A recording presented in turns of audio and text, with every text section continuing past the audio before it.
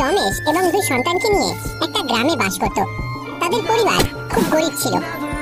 রমেশ দিনমজুরের কাজ করত, কিন্তু তাদের সংসার চালানো খুব কঠিন ছিল। কোনো মতে দুবেলার খাবার জুটত।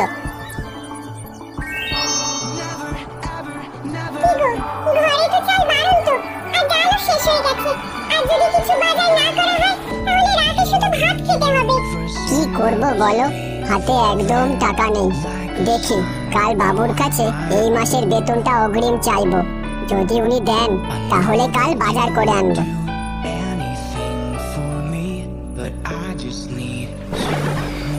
পরের দিন হঠাৎ বৃষ্টি আসায় জমিতে জল যেন না জমে, তাই রমেশ বৃষ্টির মধ্যেই জমির কোদাল দিয়ে খাল কাটতে শুরু করে। সে খুব ক্লান্ত হয়ে পড়ে। খাল কাটা হয়ে গেলে রমেশ বাড়ির দিকে রওনা দিয়ে দেয়। কিন্তু ওই দিন বৃষ্টিতে ভেজার কারণে রাতে রমেশের খুব জ্বর আসে। রমেশ কাঁপতে কাঁপতে বিছানায় শুয়ে আছে, আর শিখা তার মাথায় জল পড়তে দিচ্ছে। বেশ কিছুদিন রমেশ জ্বরে ভোগে, কিন্তু টাকার অভাবে সঠিক চিকিৎসা না হওয়ায় তার মৃত্যু হয়। গীতার স্বামীর একটা দাদা ছিল, যার নাম রাজু। সে খুব চালাক এবং লোভী প্রকৃতির ছিল। ভাইয়ের মৃত্যুর পর সে কিছুদিন পরিবারকে সাহায্য করার নাটক করলো। রাজু তার বৃদ্ধা মায়ের কাছে কিছু কাগজপত্র নিয়ে আসে। মা, ভাই তো আর নেই, এই সংসার আর চাষের জমি সব তো আমাকেই দেখতে হবে। এই নাও, তুমি এই কাগজটা একটা টিপ সই করে দাও তো দেখি, আমি বাকি সব সামলে নেব। গীতা আর বাচ্চাদের নিয়ে তোমার কোনো চিন্তা করতে হবে না। বুড়িমা রাজুর চালাকি বুঝতে না পেরে সরল বিশ্বাসে জমির কাগজে টিপ সই করে দেয়। কয়েকদিনের মধ্যে রাজুর সব জমি জলের দামে বিক্রি করে টাকা নিয়ে গ্রাম থেকে পালিয়ে যায়।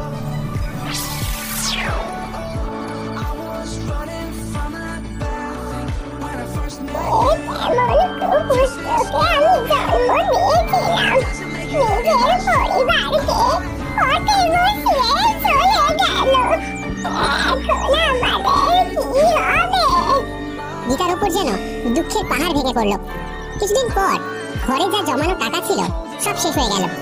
আমি তো কোনোদিন একা বাড়ির বাইরেও বেরোইনি, এখন এই ছোট ছোট বাচ্চা আর অসুস্থ শাশুড়িকে নিয়ে আমি কি করব? হে ভগবান, আমাদের রক্ষা করো। গীতা তার শাশুড়িকে বলে, মা, যা টাকা জমানো ছিল সব শেষ হয়ে গেছে। কিছুদিন তো কেটে গেল, কিন্তু এখন কি করব সেটা ভাবতে হবে। আশেপাশের লোকেরা কিছুদিন ওদের সাহায্য করে, কিন্তু কয়েকদিন কাটার পর তারাও ওদেরকে ওই অবস্থাতেই ছেড়ে দেয়। একদিন গীতা তার মেয়েকে বলে, শুনছিস মা, ঘরে এখন শুধু একটু করে ডাল আর চালই আছে। আজকেরই খাবার হবে, কাল থেকে আমাকে কিছু কাজ খুঁজতে যেতে হবে। আমি অনেক চিন্তায় আছি। আমি তোমাদেরকে একা ছেড়ে কাজে কি করে যাব? তোর ঠাকুমাও তো অসুস্থ, ওনাকে কার ভরসায় ছেড়ে যাই? তুমি একদম চিন্তা করো না মা, তুমি তো ভগবানের এত পূজা করো, উনি অবশ্যই তোমাকে সাহায্য করবেন।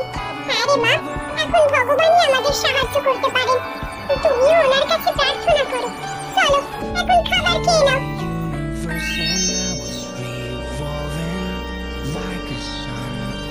গীতা একটা থালায় নিজের জন্য রাখা সামান্য ডাল ভাত নিয়ে খেতে বসেছে।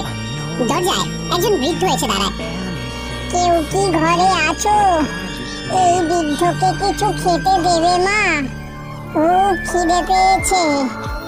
বুড়ো বাবার ডাক শুনে গীতা বাইরে আসে আর ওনাকে বসতে বলে। গীতা নিজের জন্যই যে অল্প ডাল ভাত রেখেছিল ওটা ওই বুড়ো বাবাকে দেবার জন্য প্লেটে করে নিয়ে আসে। এই অল্প কিছু খাবার আছে, এইগুলোই খান। বুড়ো বাবা খাবার খেতে খেতে গীতাকে জিজ্ঞেস করে, কি হয়েছে মা, এত উদাস কেন? গীতা ওই বুড়ো বাবাকে বলে যে কি করে তার স্বামীর মৃত্যুর পর ঘরের পুরো ভার ওর উপর চলে আসে, আর ইনকামের জন্য তার কাছে কোনো উপায় নেই। আজ তো ঘরের রেশনও শেষ হয়ে গেছে, আমি বুঝতে পারছি না আমার ছোট ছোট বাচ্চা আর বুড়ির শাশুড়ি মাকে ছেড়ে কি করে বাইরে কাজে যাই, আর যদি কাজ না করি তাহলে এদের জন্য খাবার কোথা থেকে আনবো? বুড়ো বাবা গীতার সব কথা শুনে তাকে বলে, তুমি এই যে ডাল ভাত বানিয়েছিলে এটা খুব সুস্বাদু ছিল। তুমি বাড়ির বাইরে ডাল ভাতের হোটেল খুলে নাও না কেন, যাতে তোমার বাড়ির বাইরেও যেতে হবে না আর ইনকামের রাস্তাও হয়ে যাবে। আমি তোমাকে একটা নুনের প্যাকেট দিচ্ছি। এটা একটা জাদুর নুন। তুমি তোমার খাবারে ওই প্যাকেটের থেকে নুন নিয়ে ছিটিয়ে দেবে। তারপর দেখবে ওই খাবারের স্বাদে তোমার দোকানের সব খাবার বিক্রি হয়ে যাবে, আর তোমার কখনো টাকা পয়সার সমস্যা হবে না। আপনাকে অনেক অনেক ধন্যবাদ বাবা। আপনি তো আমার সমস্যার সমাধান বের করে দিলেন। এখন আমি বাইরে থেকে কাজ করতে পারবো। বৃদ্ধ পুটলি গীতার হাতে দিয়ে অদৃশ্য হয়ে যায়। গীতা অবাক হয়ে তাকিয়ে থাকে। পরের দিনই গীতা ওই জাদুই নুন দিয়ে ডাল ভাত রান্না করে, আর গ্রামের একটা বড় গাছের নিচে গীতা একটা ছোট্ট ঠেলাগাড়ি করে ডাল ভাতের দোকান দেয়। ঠেলাগাড়ির উপর লেখা থাকে গীতার ডাল ভাত। গ্রামের লোকেরা তার দোকান থেকে ডাল ভাত কিনে খাচ্ছে এবং প্রশংসা করছে। বাহ বাহ বাহ, এমন সুস্বাদু ডাল ভাত আমি কখনো খাইনি। সত্যি দাদা, কি স্বাদ, রোজ এইখানেই খেতে আসবো। ধীরে ধীরে পুরো গ্রামে গীতার ডাল ভাত বিখ্যাত হয়ে গেল। তার দোকানে রোজ ভিড় জমতে লাগলো। গীতার আর্থিক অবস্থাও ভালো হতে শুরু করে। গীতা তার শাশুড়িকে বলে, মা, আমার বানানো ডাল ভাত পুরো গ্রামের সবার পছন্দ হচ্ছে। আজ রোজ গ্রাহক বাড়ছে। এখন আমাদের টাকার কোনো সমস্যা নেই। আমি ভাবছি আমার সাথে কাজ করার জন্য একটা চাকরকে রাখি, আর আমরা ডাল ভাতের সাথে রুটি আর সবজিও বেচবো, যার জন্য আমাদের ইনকাম আরো বাড়বে। হ্যাঁ বৌমা, তুমি এত পরিষ্কার করে খাবার বানাও, খাবারে তো স্বাদ আসবেই। তুমি এইভাবেই কাজ করতে থাকো। ভগবান তোমাকে আরো আগে নিয়ে যাক। ব্যাস, আর কি। গীতা পরের দিনই কালু নামে একটা ছেলেকে কাজে রাখে। খাবার গীতাই বানাতো, যাতে জাদুই নুন দিত। কিন্তু খাবার গ্রাহকদের দেবার জন্য এবং টাকা নেবার জন্য কালুকে রেখেছিল। কালু গরিব ছিল আর চালাকও। যখন সে দেখলো গীতার বানানো খাবার এত বিক্রি হচ্ছে, তখন সে ভাবে, এইখানে কাজ করে তো খুব বেশি টাকা পাবো না। যদি আমি একটা দোকান খুলে এইরকম খাবার বানিয়ে নিজের দোকানে বিক্রি করতে পারি, তাহলে ভালো টাকা ইনকাম করতে পারবো।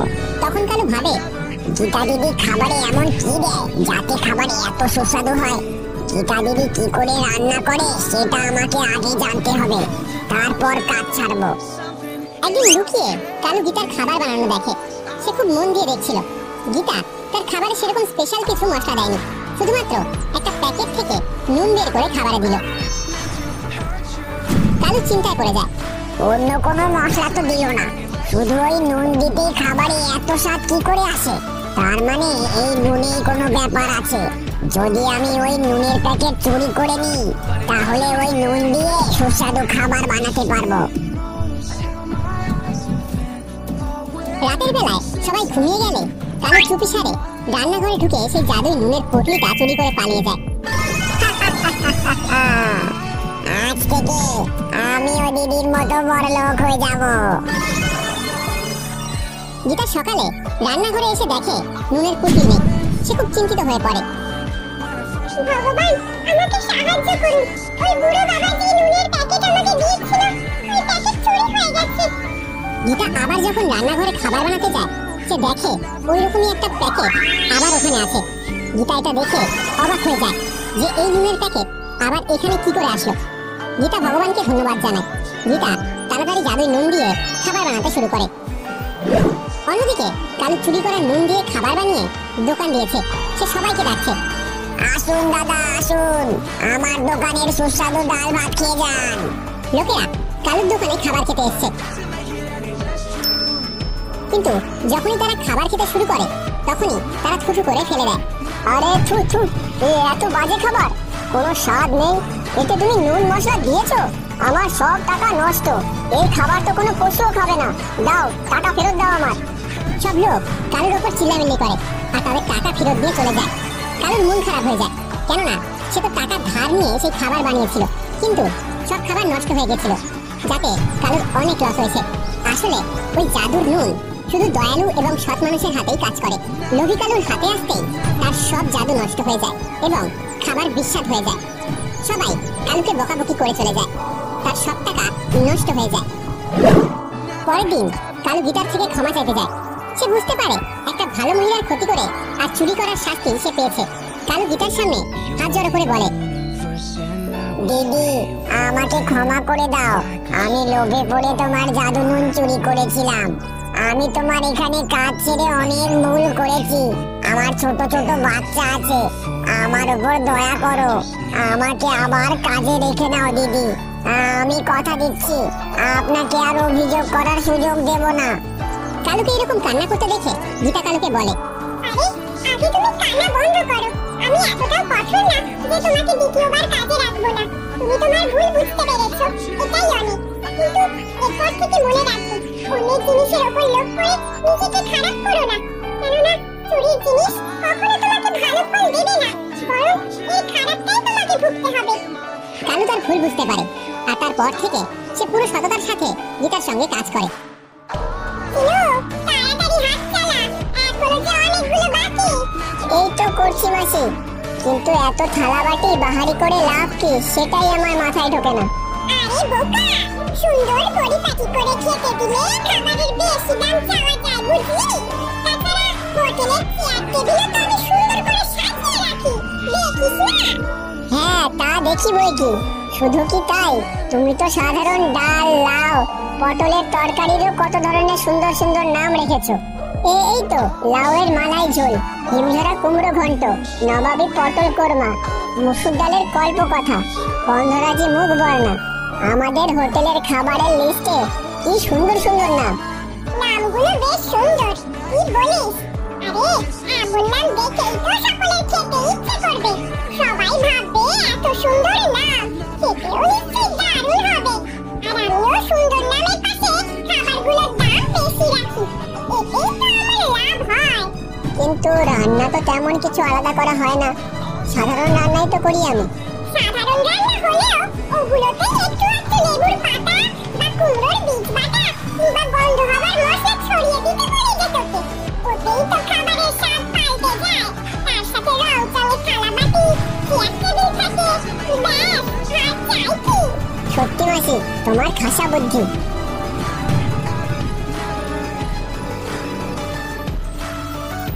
ওরে কিলো, দেখ ওই বাবু আর কি চাইছে দেখ।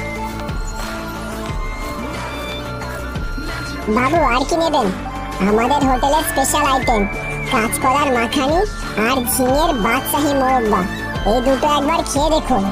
আরে না না বাবা, আমি তো খেয়েছি, আর কিছুই লাগবে না। এসেছেন যখন একবার খেয়ে দেখুন বাবু, অন্য কোথাও এই আইটেম পাবেন না। নিয়ে আসি বাবু 1 প্লেট করে। নাম শুনেই তো খেতে ইচ্ছে করছে। আচ্ছা ঠিক আছে, তুমি ওই ঝিঙের বাদশাহী মোরব্বাই 1 প্লেট নিয়ে এসো তো দেখি। আচ্ছা বাবু।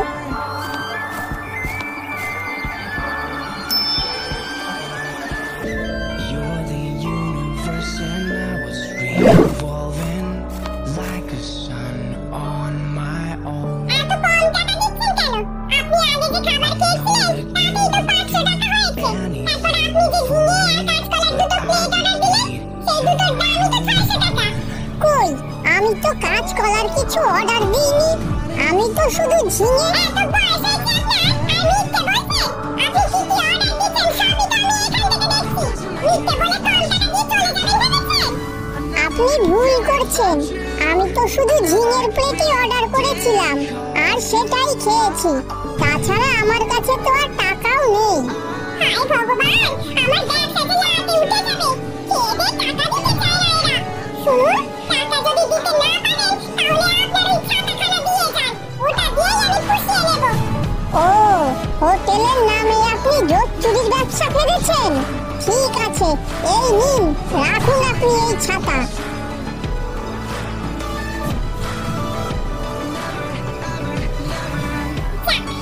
লাভ কাজ খারাপ হলো না।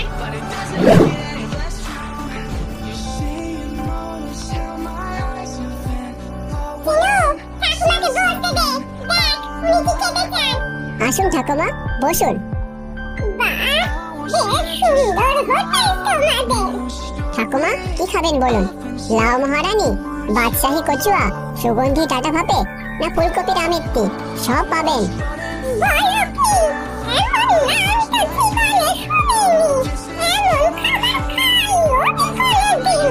খেয়ে দেখুন ঠাকুমা, খুব ভালো লাগবে।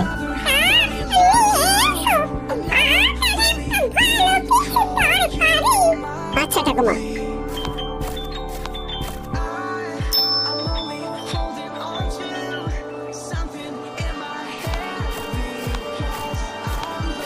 আর কি দেবো ঠাকুমা?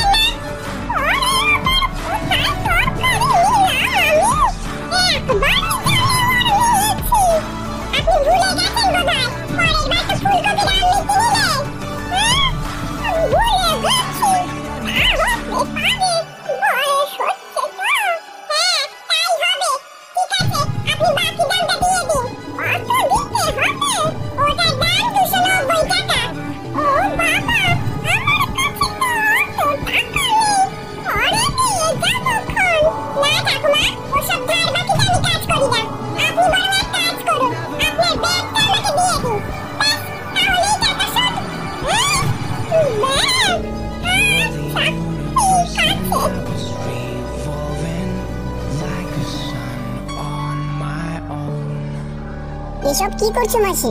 এমন মিথ্যে কথা বলে লোকের কাছ থেকে জিনিস নিলে কি কেউ আসবে আমাদের হোটেলে?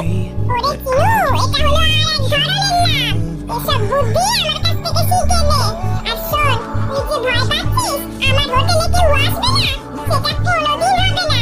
কারণ এখান দিয়ে রোজ 4টে গ্রামের লোক যাতায়াত করে, নদী পেরিয়ে শহরে যায়।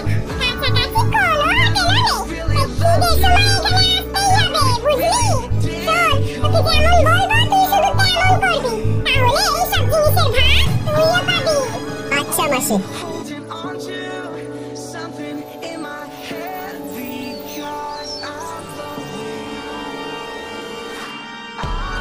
মানু, আয় মা, কিছু খেয়ে নে।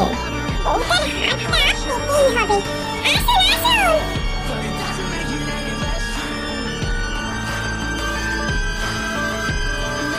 নিন বৌদি, মোচার কোরমা আর একটু সুগন্ধি মুসুরি আর একটু নিন। না ভাই, আমাদের কাছে অত টাকা নেই। এটা আগের খাবারের সাথে ফ্রি, আপনি নিন। আচ্ছা, তাহলে দাও। আমাকেও দাও। হ্যাঁ বাবু, এই যে। আপনারা দুজনে পরে এত খাবার নিলেন, তার দাম তো দিলেন না দাদু। ওই ছেলেটা যে বললো পরের খাবারটা ফ্রি। ও মা, শোনো কথা, খাবার আবার ফ্রি হয় নাকি? ও ছেলে মানুষ, কি বলতে কি বলেছে?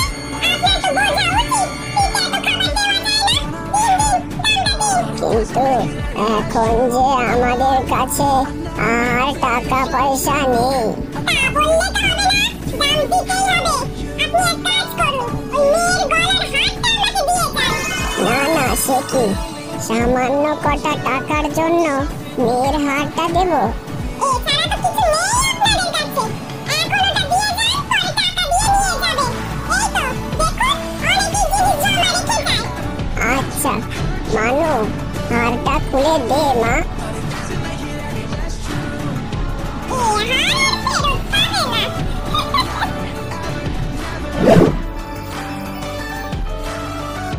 মানু, কি হয়েছে তোমার? মন খারাপ কেন? দেখো না, আজ বাবার সাথে হোটেলে খেতে গিয়েছিলাম। কিছু টাকা কম পড়েছিল বলে হোটেলওয়ালা আমার হাতটা জমা রেখেছে। তার কাছে আরো অনেক লোকের অনেক জিনিস জমা আছে। সে হোটেল কোথায়? ওই যে নদীর পাড়ে সুন্দরী হোটেল। চিন্তা করো না, হার পেয়ে যাবে। হোটেলওয়ালির এত বড় সাহস, নুনু ডাকাতের বউয়ের হার জমা রাখে। এই শোন সবাই, মাত্র কয়েক টাকার জন্য তোদের বৌদির গলার হার জমা রেখেছে এক হোটেলওয়ালি। সর্দার, আর এত বড় সাহস! চলুন, এক্ষুনি চলুন। ও ধর থেকে মাথা এক্ষুনি আলাদা করে দেবো। হ্যাঁ সর্দার, চলুন, ওকে মজা দেখাবো। শোন তবে, একটু পর যাব, লোকজনও থাকবে না। হোটেলওয়ালি নিশ্চয়ই হোটেলে কাজ করবে, তখনই গিয়ে ওর হোটেলের 12টা বাজিয়ে দেবো।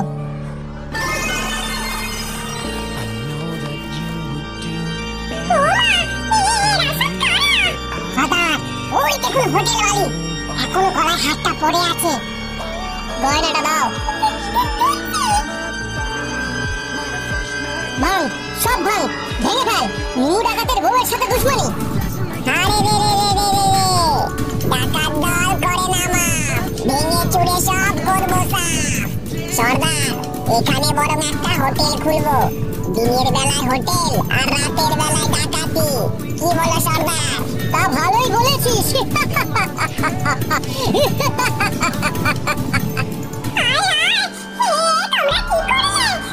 আমার এতদিনের কষ্ট, আমার ব্যবসা, টাকা সব শেষ হয়ে গেল। মাসি, এই জন্যই বোধহয় বলে বেশি লোভ ভালো না।